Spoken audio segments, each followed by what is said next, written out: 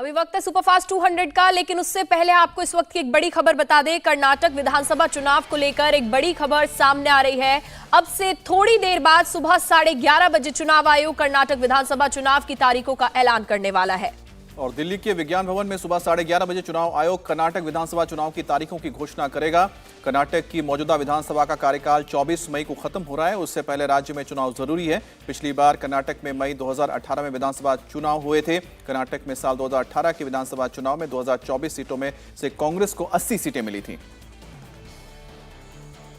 वहीं जेडीएस के खाते में 37 सीटें आई थी।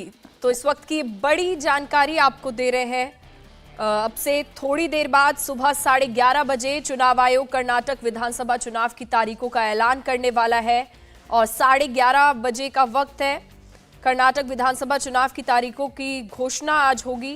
कर्नाटक की मौजूदा विधानसभा का कार्यकाल 24 मई को खत्म हो रहा है और उससे पहले राज्य में चुनाव जरूरी है। फ्रीडम ऐप से सीखकर आप मधुमक्खी का पालन करते हैं क्या? अगर ऐसा है तो आप अपने शहद को 1 करोड़ फ्रीडम ऐप के जो ग्राहक हैं उन्हें बिना किसी खर्चे के आप उसे बेच सकते हैं। जिस बीच अब से थोड़ी देर बाद 11 बजे चुनाव आयोग कर्नाटक विधानसभा चुनाव की तारीखों का ऐलान करने वाला है। तो आपको बता दें कि अगर हम 2018 की बात करें, 2018 12 मई को चुनाव हुए थे और उस दौरान जो चुनाव हुए थे उसमें 2024 सीटों में से आपको पता है 2022 सीटों में चुनाव हुए थे। बाद में एक सीटों में चुनाव हुए थे। उस दौरान बीजेपी को 104 सीटें मिली थी। सबसे बड़ी पार्टी बनकर बीजेपी सामने आई थी। हालांकि बाद में फिर से जो उपचुनाव हुए उसके जरिए बीजेपी के खाते में जो सीट्स हैं वो 121 तक पहुंच गई थी। और संवाददाता टी राघवन हमारे साथ जुड़ गए हैं। टी राघवन, सबसे पहले अपडेट दीजिएगा इसी खबर पर, ज्यादा जानकारी क्या आ रही है सामने?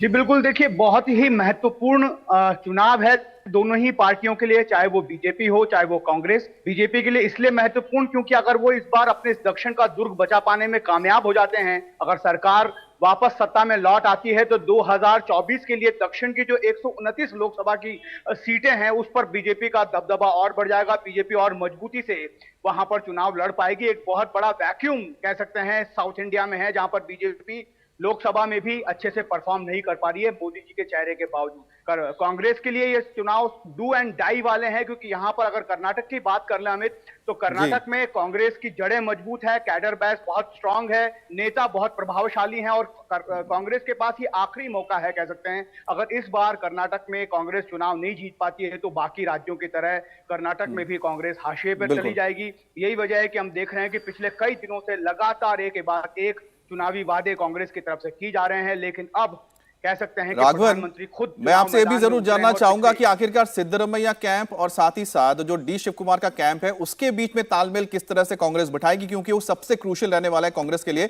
लेकिन हमारे साथ पॉलिटिकल एडिटर हमारे देवेंद्र पराशर भी जुड़ गए। देवेंद्र, जैसा कि राघवन ने कहा, ये जो चुनाव होने जा रहे हैं और इसकी जो डेट से अब जो घोषणा होने जा रही है वो तो हो जाएगी, लेकिन बीजेपी के लिए सबसे बड़ा चैलेंज क्या रहेगा? क्योंकि येदियुरप्पा इस वक्त सीएम कुर्सी पर नहीं है, बसवराज बोम्मई है, तो ऐसे में बीजेपी किस तरह से तालमेल बिठा पाएगी? इसमें 2-3 चीजें हैं। सबसे बड़ी समस्या तो ये है कि जैसा कि आपने बताया कि येदियुरप्पा जो कि अभी भी वहां पर अक्रॉस पूरे स्टेट की बात कर रहे हैं तो बीजेपी के लिहाज से सबसे पॉपुलर लीडर हैं और वहां पर क्योंकि वो मुख्यमंत्री नहीं है तो उनके अपने समर्थकों के बीच एक जो ज्यादा आकर्षण होता है वोट करने को लेकर, उसमें कहीं कमी आएगी। इस बात को लेकर बीजेपी के नेता चिंतित है। दूसरी चीज की एंटी इनकम्बेंसी फैक्टर रहता ही रहता है किसी भी स्टेट में, यहाँ पर भी है। तीसरी चीज की जो मौजूदा मुख्यमंत्री हैं इनका अपना कोई करिश्मा नहीं। चौथी समस्या ये है कि फ्रीडम ऐप से सीखकर आप मधुमक्खी का पालन करते हैं क्या? अगर ऐसा है तो आप अपने शहद को 1 करोड़ फ्रीडम ऐप के जो ग्राहक हैं उन्हें बिना किसी खर्चे के आप उसे बेच सकते हैं। इनको लेकर बहुत सारे आरोप लगे। करप्शन का आप देख रहे हैं कांग्रेस पार्टी किस प्रकार से वहाँ पे एक अभियान से चला रही है और पीएम ऐसे तमाम सारे अभियान सोशल मीडिया पे खासतौर पे बहुत ज्यादा पॉपुलर हुए।